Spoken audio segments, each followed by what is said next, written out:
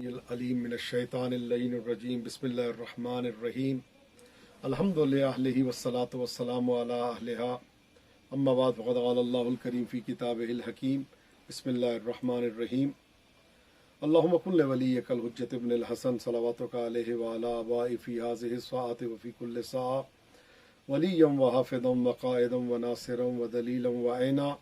حتی تسکنہ ارضک طوعا وتمتعہ فیہا طویلا یا مدبر الامور یا باعث من فی القبور یا مجری البحور یا ملین الحدید لداود علیہ السلام ثبت قلوبنا علی دینک رب صلی علی محمد وآل محمد وعجل فرجہم۔ پروردگار عالم تمام ناظرین کی پریشانیوں کو دور فرمائے۔ میری دعا ہے کہ جو اس زمانے میں مشکلات ہیں پروردگار عالم ان تمام مشکلات کو آسان فرمائے اور جو حاجت مند ہیں اس کی حاجتوں کو پورا فرمائے۔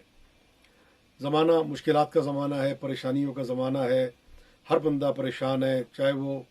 امیر ترین بھی ہے تو وہ بھی پریشان نظر آتا ہے، کوئی بیماری میں مبتلا ہے، کوئی حاجت مند ہے، کوئی بے روزگار ہے، کوئی اپنی اولاد کی وجہ سے پریشان ہے، کوئی گھر کی وجہ سے، کوئی قرض کی وجہ سے، کوئی مرض کی وجہ سے، پریشانیاں بہت زیادہ ہیں۔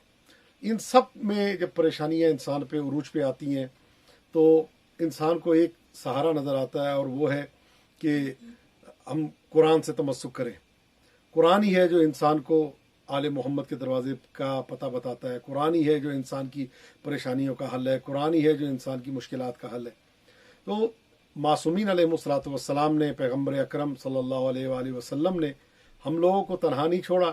ہر پریشانی کا حل ہمیں بتایا، ہر مشکل کا حل ہمیں بتایا۔ وہ ایک ہماری لا علمی ہے اور جہالت ہے کہ ہم اس پہ مطالعہ نہ کریں، اس تک نہ پہنچیں، لیکن یہ حقیقت یہ ہے کہ ہر مشکل کا حل جو ہے وہ انسان کے پاس موجود ہے، ان کو بتایا ہے، اور کتابیں تفاسیر بھری پڑی ہیں کہ جس میں ایک ایک چیز کا جو ہے وہ حل بتایا گیا۔ قرآن شفا ہے، قرآن رحمت ہے، قرآن شافع ہے، قرآن ایسا ہے جس کی شفاعت قبول ہے، قرآن فیہ شفاء و رحمہ للمومنین ولا یزید الظالمین الا خسارہ۔ قرآن شفا بھی ہے، رحمت بھی ہے مومنین کے لیے، یعنی جو مومن ہے اس قرآن کی آیت پڑھتا جائے گا اس کو شفا ملتی جائے گی۔ تو اس سلسلے میں تقریباً ہم نے انشاءاللہ تعالی اجر رسالت کے پلیٹ فارم سے اور اجر رسالت کے پیج سے انشاءاللہ تعالی یہ پروگرام الحمدللہ رکھا، اور اس پہ الحمدللہ یہ آج پہلا جلسہ ہے کہ ہم نے قرآن کریم کے حوالے سے جو قرآن میں وہ طبی اور برکتیں اور رحمتیں اور جو برکات ہیں، تفسیر قرآن کی طرف ہم نے نہیں جانا، کیونکہ تفسیر قرآن میں مقدم ہے۔ تفسیر میں بھی کم سے کم سینکڑوں جلسات کی ضرورت ہے کہ انسان جو ہے وہ تفسیر قرآن تک آئے۔ صرف قرآن کریم کے جو ہزاروں موضوعات ہیں ان میں سے ایک اس کے جو دنیا اور آخرت میں جو ظاہری فوائد ہیں قرآن کریم کے، جو بدنی فوائد ہیں، جو روحی فوائد ہیں، جو عقیدتی فوائد ہیں قرآن کریم کے، وہ صورتیں جو انسان کے لیے دنیا اور آخرت میں فائدے کا سبب ہیں اور وہ انسان کے لیے برکتیں اور رحمتوں کا سبب ہے۔ قرآن نور ہی نور ہے، قرآن عطا ہی عطا ہے، قرآن برکت ہی برکت ہے، قرآن قبروں کا نور ہے، قرآن رحمتوں کی عطا ہے، قرآن اللہ کا مجسم خزینہ ہے جو انسان کو عطا کیا گیا۔ قرآن وہ شخص غریب نہیں جس کے پاس قرآن ہے، وہ شخص امیر نہیں جس کے پاس قرآن نہیں ہے۔ قرآن کا رکھنے والا کبھی تنہا نہیں ہو سکتا، اور حقیقت یہ ہے، فرمان بھی ہمارے سامنے ہے، القرآن مع علی و علی مع القرآن۔ قرآن پیغمبر اکرم صلی اللہ علیہ وسلم کا فرمان ہے کہ قرآن علی کے ساتھ ہے، علی قرآن کے ساتھ ہے۔ جو آیتیں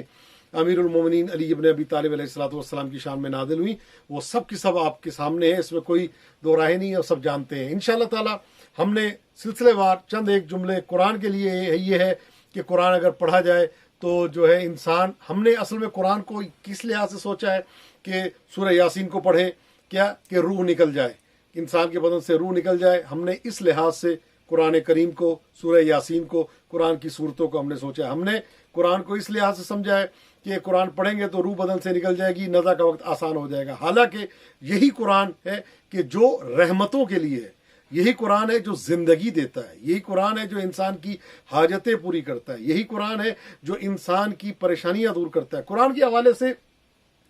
انسان جس قدر بھی گفتگو کرنا چاہے وہ کم ہے۔ ہم ظاہراً قرآن کے جلد سے فائدہ اٹھانے والے لوگ ہیں، ہم قرآن کی جلد سے، ہم قرآن کے مطالب سے، قرآن کی جو روحانیت ہے، قرآن کی جو معنویت ہے، وہاں تک ہم نہیں پہنچتے۔ مثلا کیا مثلا ہے کہ ہم نے قرآن تعویذ بنا کے گلے میں ڈالنے پہ ہمارا زیادہ یقین ہے، قرآن پڑھنے کی طرف ہماری کوئی توجہ نہیں، حالانکہ مولا کا فرمان ہے اور ایک نہیں کئی مقامات میں معصومین علیہم الصلوۃ والسلام کے فرامین ملتے ہیں کہ ہمارے چاہنے والے کی علامت یہ ہے کہ وہ 50 کم سے کم 50 یا 100 آیتیں پڑھے بغیر گھر سے باہر نہیں نکلتا۔ تو 50-100 آیتیں پڑھنا یہ ایک مومن کی علامت بتایا گیا ہے۔ ہم نے یہ کہ سفر میں جانا ہے تو قرآن کے نیچے سے گزار دے، ہمیں بیمار ہے تو قرآن کا تعویذ گلے میں ڈال دیں، کوئی اور مسئلہ ہے، شادی ہو رہی ہے تو جہیز میں ہم نے قرآن جو ہے وہ بیٹی کو دے دیا کہ جہیز میں قرآن، حالانکہ ہم نے یہ نہیں بتایا جہیز میں قرآن دینا کچھ اور بات ہے، قرآن پڑھنے کی ترویج کرنا، قرآن پڑھنے کا درس دینا یہ کچھ اور منزل ہے۔ قرآن پڑھنے کا بتانا کہ بیٹی قرآن پڑھنا ڈیلی، تمہارے گھر کے حالات بہتر ہو جائیں گے۔ آج ہر بندہ پریشان ہے،